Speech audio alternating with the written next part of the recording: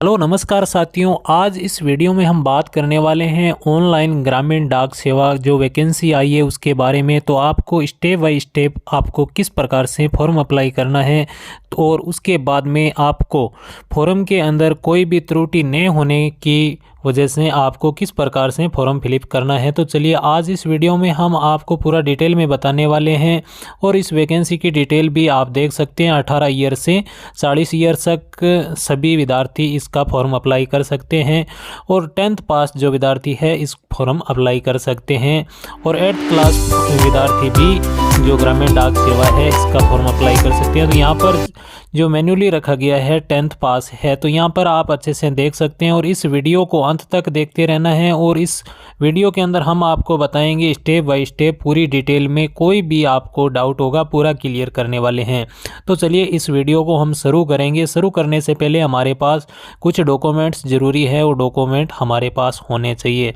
तो वो डॉक्यूमेंट है जैसे आपके पास 10th की मार्कशीट होनी चाहिए, आधार कार्ड होना चाहिए और उसके बाद में 18 से 40 ईयर के बीच के अंदर आपकी एज भी होनी चाहिए। और उसके बाद में आप यहाँ से जो इतने राज्य दिए गए हैं इस राज्यों की वैकेंसी देख सकते हैं आप।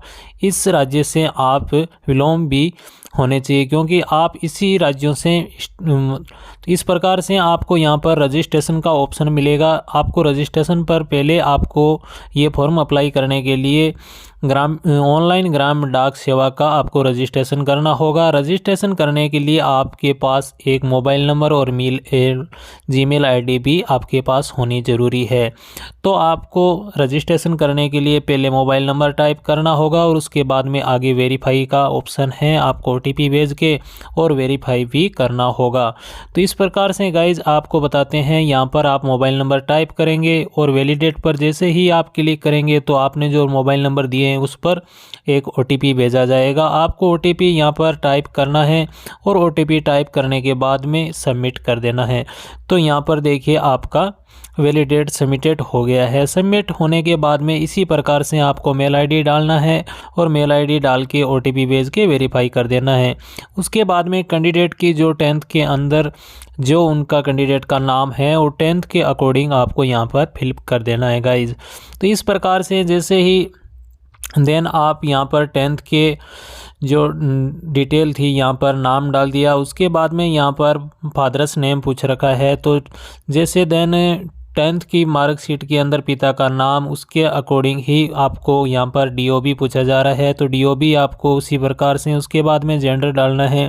जेंडर डालने के बाद में आपको यहाँ पर विकलांग का पूछ रखा है, यस नो के अंदर आपको जवाब देना है। उसके बाद में आपकी जो कैटेगरी है कैटेगरी भी आपको सिलेक्ट करनी है, जैसे जनरल, OBC, SC ST जो भी आपकी कैटेगरी आप कैटेगरी सेलेक्ट करेंगे। उसके बाद में आपको अपना स्टेट ये पूछा जाएगा कि आपने जो 10th पास की है कौन से स्टेट से की है, तो आपको जो आपने स्टेट से की है वो स्टेट आपको यहाँ पर सिलेक्ट करना होगा। स्टेट सिलेक्ट करने के बाद में आपको 10th की जो स्टेट आपने सेलेक्ट कर लिया है उसके बाद में आपको पूछा जाएगा जो आपने 10th पास की है, तो 10th का आपको ये पूछा जा रहा है। 9 नंबर ऑप्शन है, इसके अंदर पूछा जा रहा है कि आप कौन से ईयर के अंदर 10th पास की है, तो आपको वो डिटेल भी आपको यहाँ पे देनी होगी। उसके बाद में आपको यहाँ पर कैप्चा जो दे रखे हैं ये कैप्चा आपको यहाँ पे डालना है और डाल के आपको सबमिट बटन पर क्लिक कर देना है। जैसे ही आप सबमिट बटन पर क्लिक करते हैं देन तो आप देख लीजिए यहाँ पर आपको बताएगा कि रजिस्ट्रेशन आपका यहाँ पर कम्प्लीटली होने वाला है। उसके बाद में आपको कुछ डिटेल और पूछी जाएगी, तो यहाँ पर अगर आपके पास आधार कार्ड नंबर है तो डाल दीजिए, अन्यथा आपको ये मैंडेटरी नहीं है। उसके बाद में आपको यहाँ पर विकलांग के बारे में पूछा जाता है, यस या नो। आप अगर विकलांग है तो आप यस करेंगे, अन्यथा आपको नो करना है। उसके बाद में आपकी जो कैटेगरी है उसके बाद में ये यस करोगे तो आपकी ABC कैटेगरी के अंदर पूछा जाएगा, अन्यथा आपको इसको नो कर देते हैं तो आपको कोई कैटेगरी के बारे में नहीं पूछा जाएगा देन।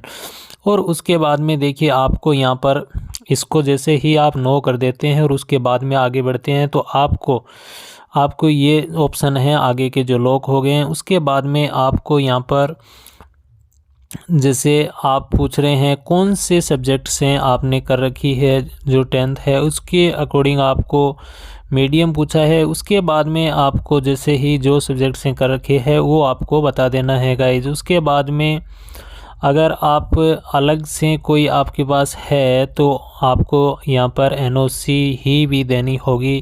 तो इस प्रकार से आपको अपनी लैंग्वेज सेलेक्ट कर लेनी है गाइज, और सेलेक्ट करने के बाद में ओके बटन पर क्लिक कर देना है गाइज। तो इस प्रकार से आपको ये भी समझ में आ गया हो गया। उसके बाद में फिर एनओसी के बारे में यस या नो दोनों पूछा गया है, तो आपको दोनों में यस एनओसी अगर है तो आप यस करेंगे, अन्यथा आप इसको भी नो कर देंगे। देन अगर आप ये इस प्रकार से कर देते हैं और उसके बाद में आपको ये डिटेल फिलिप करने के बाद में आपको आगे की जो प्रक्रिया है उसके अंदर मैं बता देता हूँ आपको क्या पूछा जा रहा है। आपको फ़ोटो और सिग्नेचर के बारे में अभी अपलोड करने की बात आ गई, तो आपको मैक्सिमम 50 KB से कम आपकी फ़ोटो और यहाँ पर जो 20 KB है इससे कम की आपको सिग्नेचर होने चाहिए। इस प्रकार से ही होंगे तो आपको यहाँ पर शो करेंगे, अन्यथा आपको दोबारा से इसका साइज सही करना होगा। उसके बाद में देन यहाँ पर देखिए आप सबमिट बटन पर जैसे ही क्लिक करते हैं तो आपकी डिटेल आ गई। आपको डिटेल को एक बार अच्छे से जांच लेना है, क्योंकि एक बार आप गलत कर देते हैं तो आपको जांचने में फिर समस्या करनी होती है। इस प्रकार से करके आई एग्री बटन सक्सेसफुली, यहाँ पर आपके जो रजिस्ट्रेशन नंबर मिल गए हैं आपको इसको कॉपी करके रख लेना है और कंटिन्यू अप्लाई पर आपको क्लिक कर देना है गाइज। उसके बाद में आपको अप्लाई फॉर, यहाँ पर कौन से स्टेट से आप अप्लाई करने वाले हैं वो स्टेट आपको अच्छे से यहाँ पर सिलेक्ट कर लेना है और सबमिट बटन पर क्लिक कर देना है। उसके बाद में देन एक देखिए यहाँ पर OTP जाएगा, OTP आपको यहाँ पर सबमिट करके और कैप्चा फिर से फिल कर देना है और नेक्स्ट बटन पर क्लिक कर देना है। देन जैसे ही आप नेक्स्ट बटन पर क्लिक कर देते हैं तो एड्रेस डिटेल आपको फिलिप करनी होगी। इस प्रकार से एड्रेस डिटेल आपको अगर डालने के बाद में परमानेंट एड्रेस भी आपका सेम है तो आप चेक बॉक्स बटन का आपको ऑप्शन दे रखा है, इस पर आप जैसे ही क्लिक करते हैं तो आपको सेम एड्रेस यहाँ पर फिलिप हो जाएगा। अगर आपका रेसिडेंटली एड्रेस और परमानेंट एड्रेस अलग अलग है तो आपको यहाँ पर अलग अलग एड्रेस भी फिलिप करना होगा। देन तो आपको क्या करना है, इस प्रकार से आप जो आपको एड्रेस डिटेल पूछ रखी है तो ये डिटेल आपको अच्छे ध्यान से भरना है, और ये डिटेल आपको फिलिप करने के बाद में आपको यहाँ पर आपको क्वालिफाइड डिटेल पूछी जा रही है। तो आपको यहाँ पर किस प्रकार से आपने जो 10th पास की है वो कहाँ से कहाँ तक, कौन से ईयर से कौन से ईयर के बीच में आपने की है और कौन से बोर्ड से की है, ये डिटेल आपको यहाँ पर देन पूछा जा रहा है। तो आपको उसके अकॉर्डिंग ही ये डिटेल आपको फिलिप करनी होगी। अगर देन आप इस प्रकार से अगर डिटेल फिलिप करते हैं तो आपको अच्छी तरीके से आपको फॉर्म भरा जाएगा और फॉर्म के अंदर कोई त्रुटि नहीं रहेगी। और इसी प्रकार से हम जैसे ही फॉर्म फिलिप करते हैं उसके बाद में आपको यहाँ पर मार्क्स को पूछा जा रहा है, परसेंटेज का पूछा जा रहा है। तो इसी प्रकार से आपको अगर मार्क्स पे करते हैं तो आपके जो विषय जिस ईयर के अंदर थे उसी के अकॉर्डिंग आपको यहाँ पर ऑप्शन ओपन होकर जाएगा। और उसके बाद में गाइज आपको अलग अलग जो ऑप्शन दे रखे हैं कितने % आपके हैं और उसके अकॉर्डिंग आपको मैक्सिमम नंबरों से आपका कितना नंबर प्राप्त हुए हैं उसी के अकॉर्डिंग आपको यहाँ पे डिटेल फिलिप करनी है। उसके बाद में अदर आपका कौन सा सब्जेक्ट था उसी प्रकार से आपको यहाँ से सब्जेक्ट सेलेक्ट करना है। देन तो आप अलग अलग जैसे आप अलग जो ऊपर आपको दिया हुआ है, अगर आपको जो ईयर आप सिलेक्ट करते हैं उसके अकॉर्डिंग ये चीज़ ओपन होने वाली है।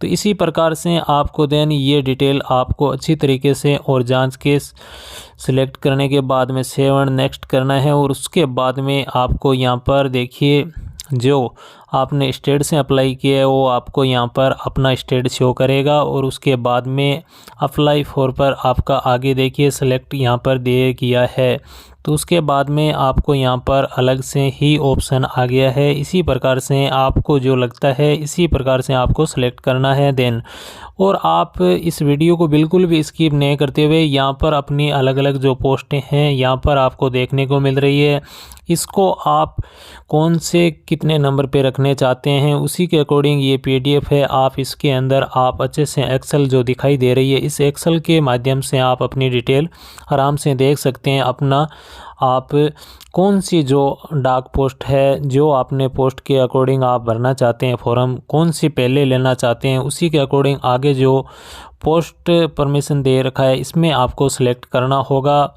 इसी प्रकार से आप सेलेक्ट करके और सबमिट बटन पर क्लिक करेंगे तो आपको देखिए एक SMS शो हो जाएगा और ओके बटन पर आपको क्लिक कर देना है। देन तो इसी प्रकार से यहाँ पर देखिए अपना फॉर्म है जो कम्प्लीटली हो गया है। उसके बाद में आपको मेक योर पेमेंट पर आपको बोलेगा, तो आपको इसी प्रकार से पेमेंट कर देना है। देन और पेमेंट करने के लिए आपको debit card, net banking, UPI, other QR code, अगर अलग अलग ऑप्शन आपको शो कर रहे हैं, अगर आप QR कोड से करते हैं तो भी आप अपना ये पेमेंट कर सकते हैं। जैसे QR कोड पर जैसे ही ओपन करेंगे यहाँ पर QR कोड आ गया है, अपने मोबाइल से स्कैन करके आप अपना पेमेंट कर सकते हैं। जैसे ही आप QR कोड पर बटन पर क्लिक करेंगे तो आपको स्कैन करने के बाद में आपको अपने UPI पिन डालने के बोलेगा और एप्लीकेशन सबमिटेड सक्सेसफुली का आपको मैसेज शो कर जाएगा गाइज। तो आप इस प्रकार से देखिए अपना पेमेंट हो गया है और अपना फॉर्म कम्प्लीटली फॉर्म फिलिप हो गया है।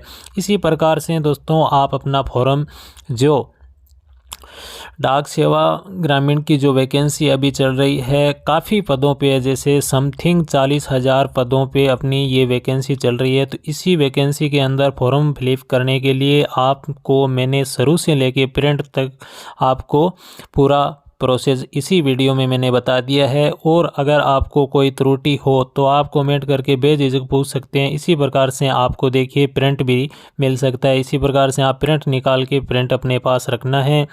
तो दोस्तों इस वीडियो में आपको क्या जानकारी अच्छी लगी, कुछ भी आपको यूज़फुल लगा और अच्छी जानकारी लगी है तो चैनल को सब्सक्राइब करना ना भूले और आने वाली वीडियो देखने के लिए बेल का नोटिफिकेशन ऑन कर ले, क्योंकि समय समय पर आपको वीडियो हर वैकेंसी की मिलती रहेगी। आपको किस प्रकार से फॉर्म भरना है, इसी समस्या का आपको समाधान के लिए ऑनलाइन ग्रामीण डाक सेवा जो हमने अभी आपको फॉर्म भर के और बताया है, इसी प्रकार से आप भी अपने घर बैठे अपना फॉर्म भर सकते हैं। तो चलिए दोस्तों आज की इस वीडियो में इतना ही। जब तक के लिए जय